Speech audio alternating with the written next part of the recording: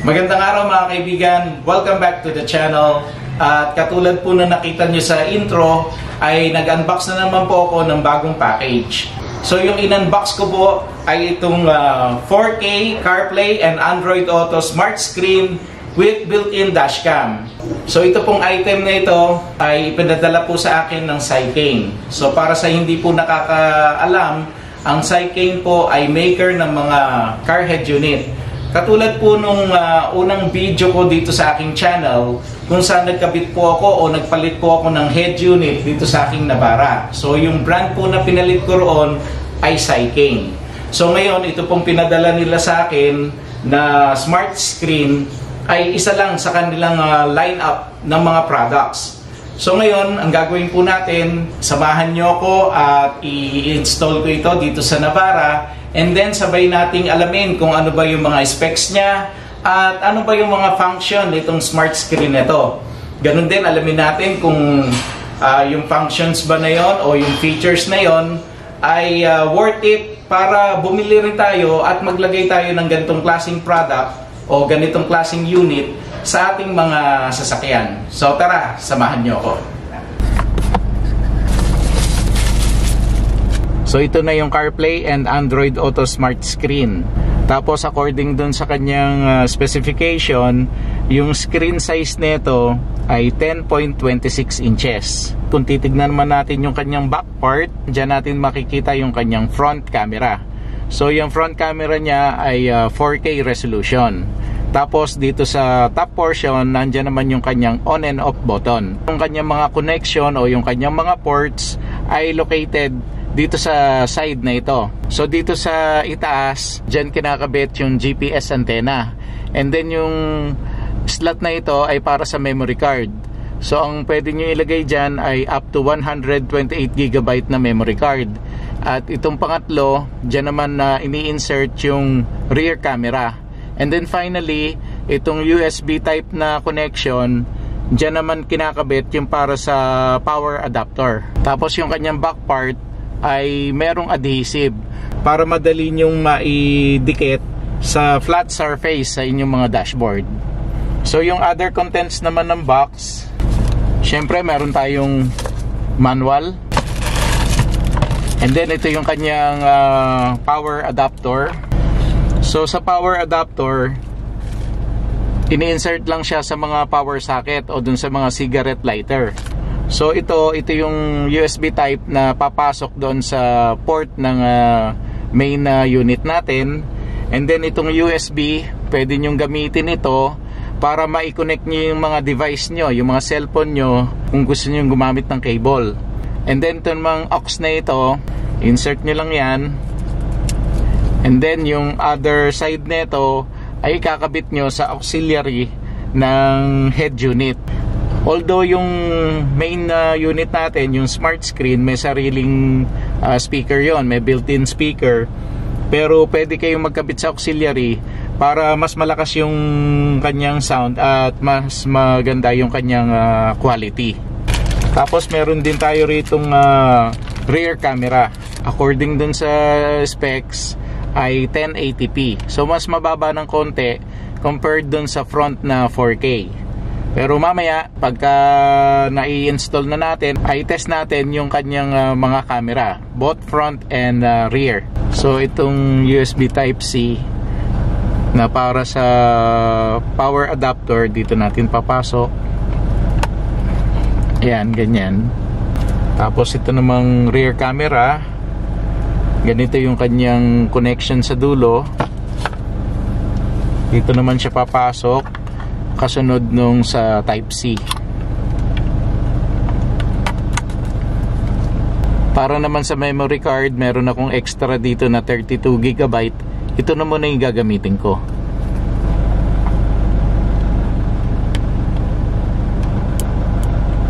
Tapos itong GPS, hindi provided yung binigay nila sa akin ng GPS antenna. Pero alam ko kung bibili kayo, may option doon na i-include nyo yun. So medyo dadagdag lang kayo ng additional fee. So para naman sa location kung saan natin pwedeng ilagay itong mga smart screen, medyo mahirap siya kasi nga naka-based lang siya. Wala siyang ibang attachment katulad ba nung mga suction cup na pwede natin ikabit dito sa windshield. So talagang pinapatong lang ito sa dashboard tapos itinetape. Dito sa Navara, hindi ko naman pwedeng ilagay dito sa portion ng driver side kasi nga makaka-obstruct siya sa aking vision. Ganon din sa passenger side, mostly may mga airbag dyan, so hindi rin tayo pwedeng magpatong o maglagay ng kahit na ano. So nakikita ko na dito lang siya talaga sa gitna pwedeng ilagay. So sa mga sasakyan na flat yung gitna ng kanilang dashboard, okay na okay to. Kahit ilagay nyo yan dyan, pwede. Kaya lang dito kasi sa Navara, malalim yung tray ko dito eh. So kung ilalagay natin, masyadong malalim, nakalubog siya. Kung talagang gusto nyo maglagay ng ganito, yung portion na ito, dito nyo ilalagay. Siguro ay dagdagan nyo yung adhesive dito. Dagdagan nyo ng yung 3M para sure na madikit na madikit. For this review ay maglalagay lang muna ako ng box. Ayan, lalagyan ko dyan para tumaas siya. And then yung likod na ito hindi ko muna ipipil. Maglalagay muna ako dyan ng double adhesive para lang ma-attach siya dito sa box na ito. So ito, insert ko lang sa power socket. Make sure lang na ma-insert nyo siya ng maayos. May ilaw na maliit yan dito sa dulo. Kailangan makita nyo na mag-iilaw siya na kulay pula. So yan, meron siyang ilaw.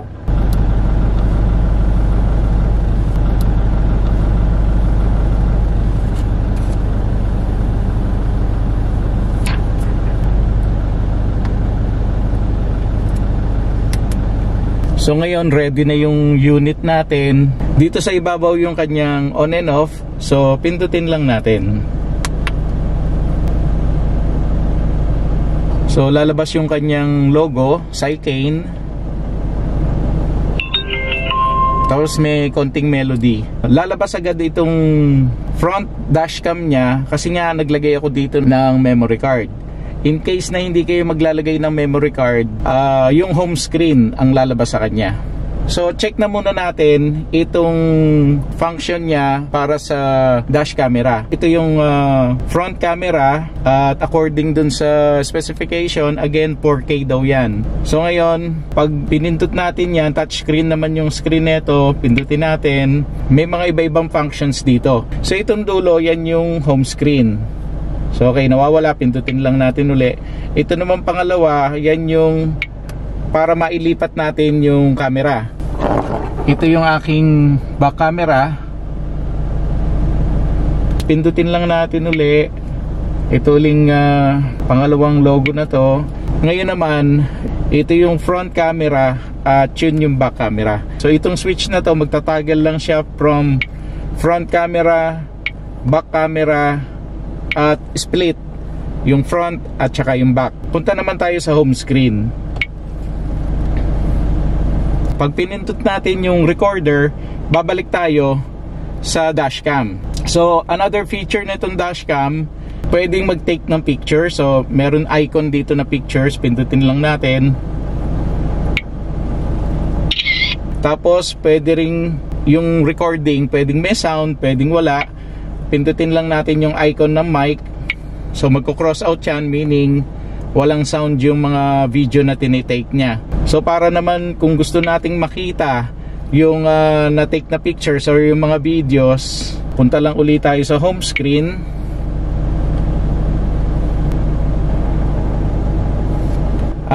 May konting delay. Napansin ko yon, may konting delay pag pinipindot mo. Dito lang tayo sa replay.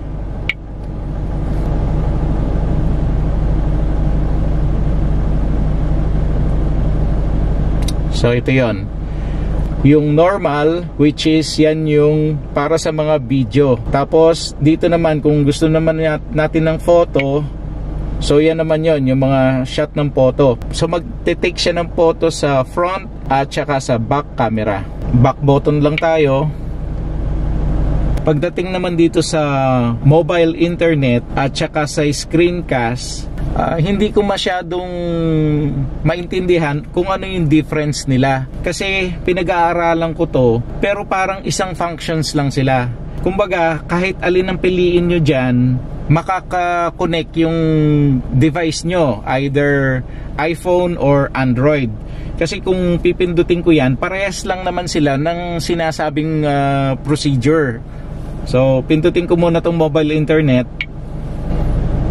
So, yung mga instructions niya rito ay the same sa screencast. So, same na same yung kanyang instructions kung anong gagawin mo. Tapos, habang pinag-aaralan ko ito, kinunik ko yung cellphone ko na Android, walang pagkakaiba para sa akin eh. Kahit dito ka mag-connect or dito sa screencast, parehas namang wireless na nakaka-connect yung cellphone ko. So sa tingin ko parehas lang sila ng functions. Siya nga pala, kung magko-connect kayo, punta muna kayo sa settings. Huwag niyong kalimutan na mag-click dito sa mobile link dahil kailangan i-identify nyo muna kung ano yung i-connect nyo. Kung iPhone, dapat sa Apple CarPlay. Kung Android naman, i-click nyo yung Android Auto. Okay, so after nyan, back lang tayo. And then, mag-click na tayo dito sa screencast. Follow nyo lang tong mga directions na ito at mabilis naman siyang nagko-connect. Pakita ko sa inyo dito sa aking phone. Open nyo lang yung settings, tapos punta kayo sa Wi-Fi. Sa Wi-Fi, may mga available networks dyan, di ba? Dito naman sa smart screen natin, dyan sa kanyang instructions, yung pinakailalim niyan, meron dyang equipment name. So yung ano niyan, yung name niyan, dapat ma-search niyo yan dito sa inyong available networks. Kung hindi, refresh lang kayo hanggang sa lumabas yon. So katulad nito, lumabas na siya dito sa cellphone ko. So i-click ko lang yan. Okay, ngayon ito, humihingi siya ng password. So dito naman sa binigay sa akin, wala akong nakita na password para sa pag-connect ng kanyang Wi-Fi. So nag-ano lang ako, ngapa lang ako. Nung una ginamit ko 1, 2, 3, 4, hindi siya nag-connect. Then pinalitan ko ng 1, 2, 3, 4, 5, 6. Again, hindi pa rin na-connect siya. Pero nung tinry ko yung 1 hanggang 8 dire-diretso, nag-connect na siya. So ibig sabihin yun yung kanyang password. So dito ilalagay ko yung 1 to 8. And then click ko lang. So yun, connected na siya. Open ko naman yung aking Bluetooth. So back lang ako, punta naman ako sa Bluetooth ko, open ko rin yung aking Bluetooth. So connecting siya dito sa device. So okay, connected na. So back lang tayo. So now, nakita nyo rito sa smart screen ay connected na yung cellphone ko. So lumabas na yung Waze ko, yung lagi kong ginagamit. Tapos may YouTube Music dyan. So connected na siya. Ngayon, pag pinindot ko tong menu, so ito na yon. Andyan na yung aking Google Maps, yung Messenger, phone. Pwede rin natin yung i-customize. Pindutin lang natin to. So yan naman, makikita nyo dito sa inyong phone, lalabas yung customized launcher. Naka-check dito yung mga icon na lalabas dito sa ating smart screen. So customize nyo lang kung ano yung gusto nyo na nahandito, yung mga shortcuts kumbaga. So check nyo lang naman yung yung mga gusto nyo, at yung ayaw nyo, uncheck nyo na lang. Tapos lagi meron kayo ritong view para sa inyong dash camera. Exit lang tayo. Naman natin ito. Alam ko ano lang to para sa volume, kung gusto niyo lakasan o hinaan. Tapos nandito yung ating calendar. So set up lang natin yan. Ito sa hour, pwede tayong maglagay dito ng 24 hours or 12 hours. So confirm lang natin. May 4 levels ng brightness to.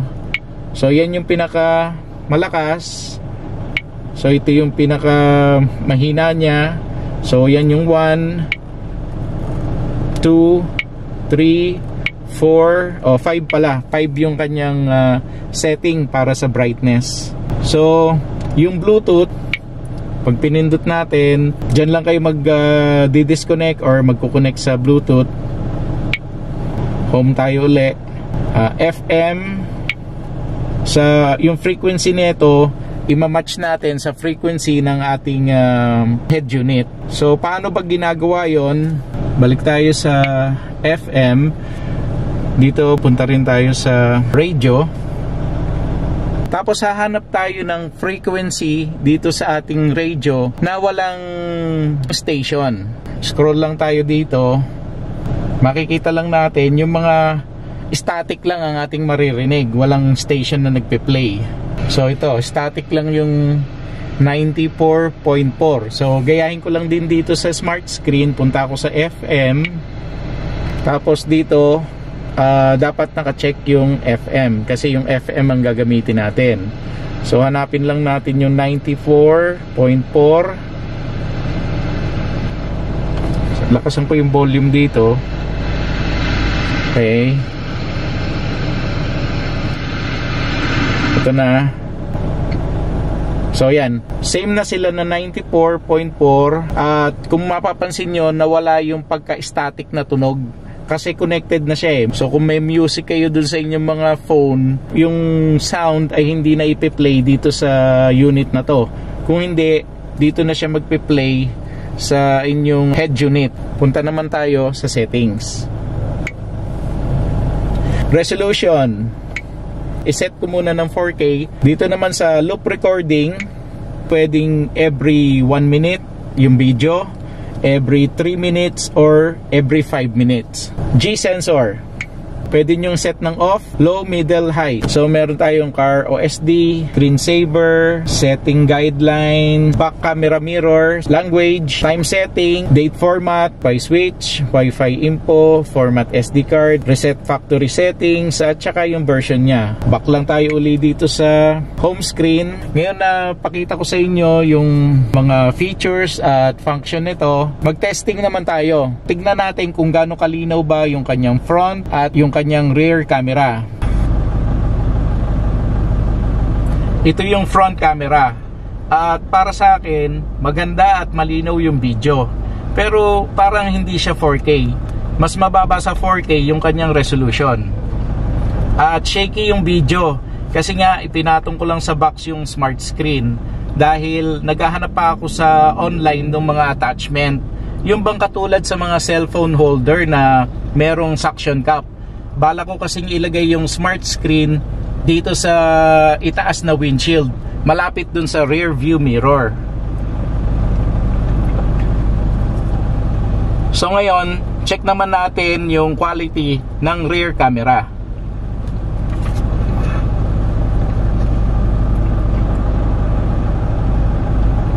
Maganda rin naman yung kanyang rear camera, pero sa tingin ko hindi rin ito 1080p.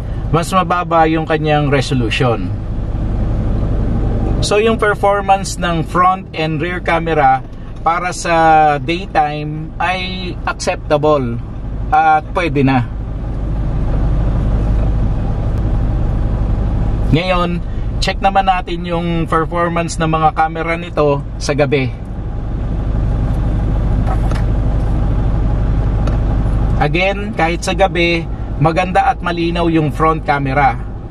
Definitely, in case of an emergency, magagamit natin yung mga footage na makukuha nitong front camera.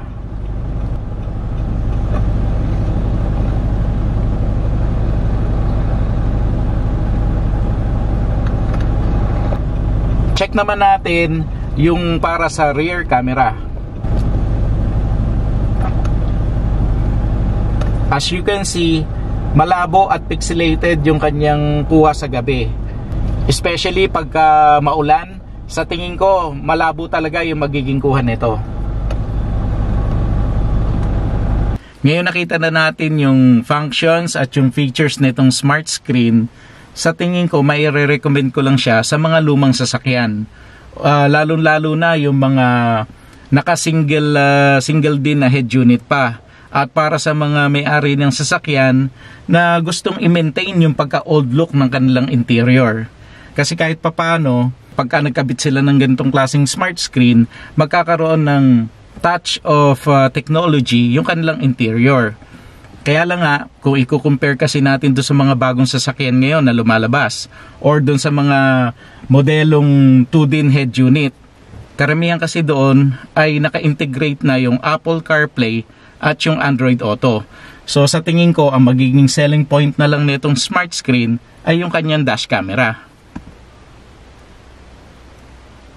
Kasi katulad nung sinabi ko dun sa review natin, nung tinesting natin yung mga camera, ay decent din naman yung kanyang mga footage. At in case of emergency or accident, ay magagamit natin yung mga footage na yon. So if you like to know more about this product, I will include the product page in the description box. Sana po nagustuhan nyo uli yung video natin ngayon. At kung hindi pa po kayo nakasubscribe, subscribe to my channel and click the notification bell para lagi kayong updated every time na mag-upload po ako ng bagong video. So mga kaibigan, maraming salamat and I hope to see you again on my next video. God bless.